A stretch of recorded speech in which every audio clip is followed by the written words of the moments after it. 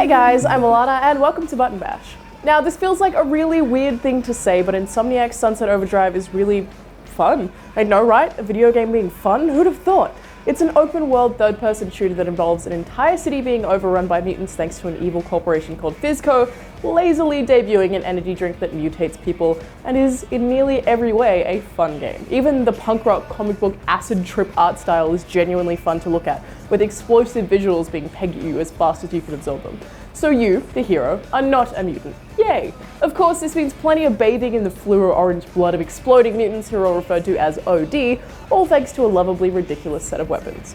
The gameplay is like a mix between Dead Rising in the sort of arcadey third-person shooter and melee mechanics that guarantee you'll hit someone even if your aim is frantic, but like Jet Set Radio Future in that you grind on railings and run across walls as your primary way of getting around. Sunset Overdrive adds to that though. You can bounce on cars, swing around light posts, glide through the air, and some crazy how, grind on water. We don't ask questions here. While there are a few perhaps miscommunication issues where you grind when you wanted to climb or grind on the wrong thing, it's mostly really seamless. Sunset Overdrive is like accidentally playing The Floor is Lava constantly, because why would you walk when you could not? If you aren't taking full advantage of the environment and staying off the ground during combat, Sunset Overdrive is going to get really frustrating really fast, but I'm sorry to tell you, it's all your fault. The environments are pretty much entirely composed of things for you to jump around on, and carefully positioned objects encourage you to take up high vantage points, and doing so is like your alternative to covering or blocking. Agility is basically your only defense, and the arcadey shooting mechanics mean that you can somewhat lazily hop between things and still have the OD's orange goo flood your screen in seconds. Of course, the considerable variety of weapons helps too.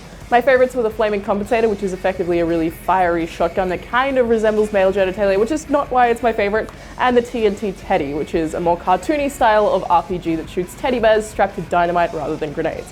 Both, in comparison to other games, have a huge range and leave your enemies bursting into flames in the chaotic fireworks that is Sunset Overdrive's combat. Some of the different enemy types require you to switch stuff up though, with Fizco's robots being more susceptible to electric attacks, and some of the faster OD being able to evade my glorious TNT Teddy way too easily. So while there are weapons that are easy to favour against the hordes of smaller enemies, there are tactics involved, and it gets pretty overwhelming, but at least respawns are forgiving. The game itself actually mixes it up too. I found it needlessly complicated, but weapons level up as you use them, which is standard, but you can also equip amps to them. An amp is like a weapon modification that, when applied to your weapon or to your own character entirely, gives you a specific perk, and the perks are okay. While a lot of them deal with pretty minuscule percentages like 1% extra damage, there's some fun stuff like having a whirlwind come out at the end of your bat in melee attacks, making it somewhat ranged. And it's not that the perks themselves are bad, it's that the system for implementing them takes nearly 2 hours for the game to even explain, and I still didn't want anything to do with it. Which is interesting really, because Sunset Overdrive is a very, very standard game in terms of mission design. It even mocks the very trope that it repeatedly throws at you. You want to get out of the city, so you do something for someone and they give you some dumb reward, and then you just do the same thing for every other person. While most things just involve shooting a lot of OD, they do mix it up with some creative tower scaling, platforming, visually creative but also fairly standard boss fights, and genuinely amusing situations. One of my favourite segments of the game has you help a whole bunch of role players who live in this like shoddy representation of a medieval castle, and their king is sick. They could have made the medicine thing a fetch quest, and initially they do, but then they make you cover yourself in leeches and drink all of that medicine, sending you on a ridiculous, creepy drug trip.